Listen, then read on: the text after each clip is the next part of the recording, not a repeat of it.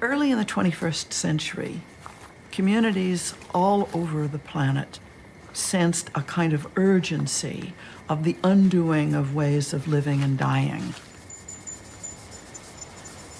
An undoing that involved humans and other critters in the tissues of our being together on Earth itself.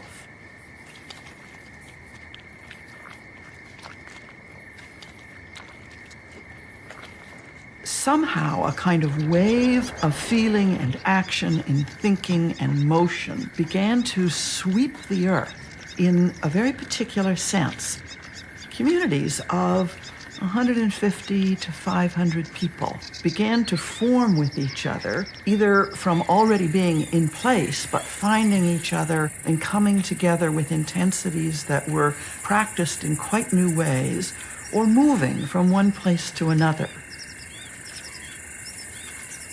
All of these communities formed themselves around a particular kind of felt intensity, a felt need and lust and desire and project, which was to live for the recuperation of the critters of the earth, the human and the non-human.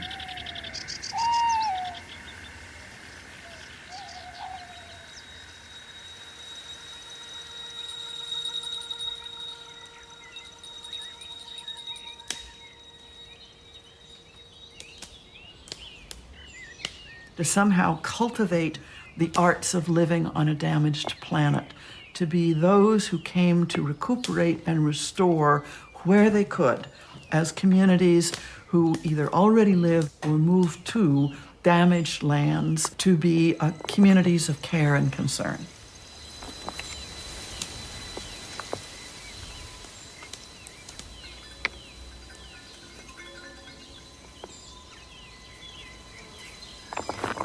Camille I was born in a community that had decided that at least 3 parents were going to be required for every new baby.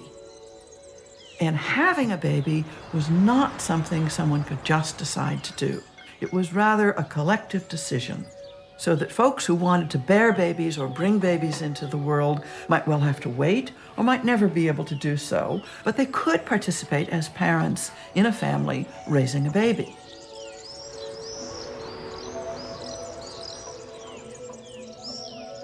So that Camille I was going to have siblings, not necessarily in the same immediate household, but the children to be born in this community had to have other children who were going to be their siblings, but who were almost certainly not going to be their biological siblings.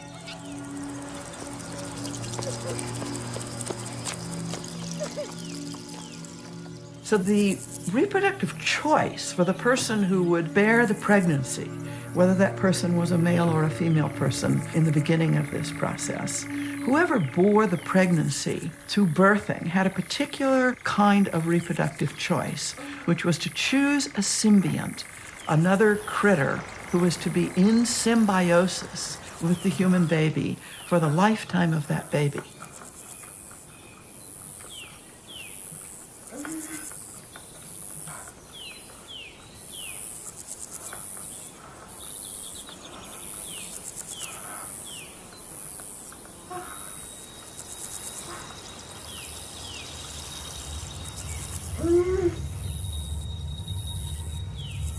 So the woman who bore Camille I, in a dream that she had during her pregnancy, chose for Camille I the symbiont of the monarch butterfly.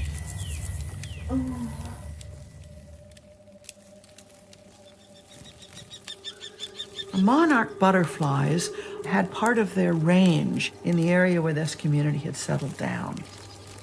Camille 1 at puberty could do many things. Camille 1 could decide to alter its body into male in male or female or other ways. Camille 1 could choose to stay with whatever body it was birthed with, could partially alter, maybe a little bit of this, a little bit of that, and some of it was going to be irreversible. They'd have to learn to live with consequences. The community was not afraid of a kind of morphological experimentation and thought that that was something that adolescents ought to have the means to do. Camille 1 chose to stay with the symbiosis and to deepen it. And the story begins with the first heir of Camille 1, Camille 2. Camille 2 was born female, and as an adolescent, Camille 2 decided to stay female, but wanted to grow a beard.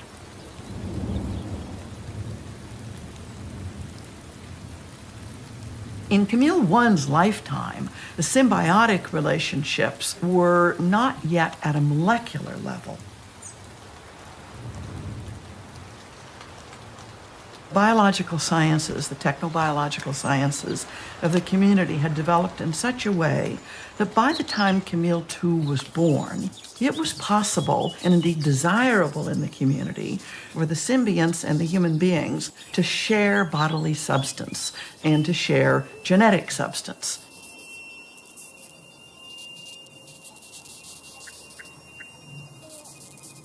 So at puberty, Camille 2 decided to have implanted on her face a beard made up of the stem cells that would grow the antennae of butterflies.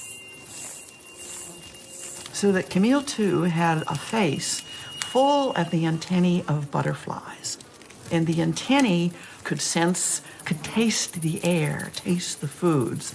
And Camille 2 had an enhanced sensory being that she, Z, felt enhanced Z's ability to care for and to care about the ongoing possibilities of the monarchs.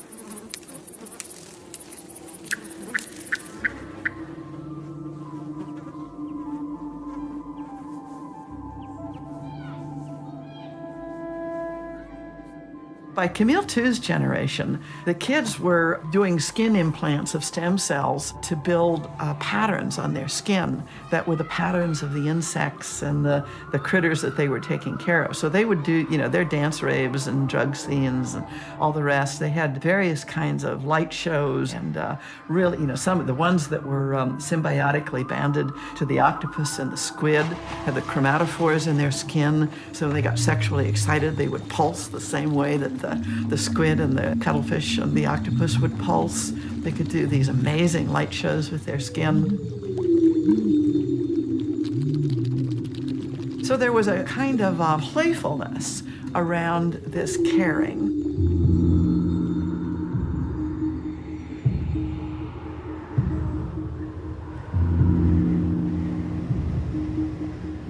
Just as making kin without making babies was a lifetime matter, this question of forming and reforming kin was not something done all at once. You didn't inherit everything all at once. Frequently, adoptions would take place of people in their 50s.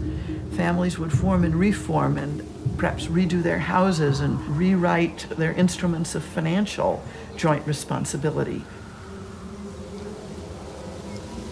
It was understood that making family was a lifetime matter and that families needed to be able to experiment and change. The commitments were very serious and intended to be for a lifetime, but it could take various forms. It was understood that you needed rituals and support, ways of celebrating the breaking up of love affairs and the consolidation of friendships out of love affairs that had broken.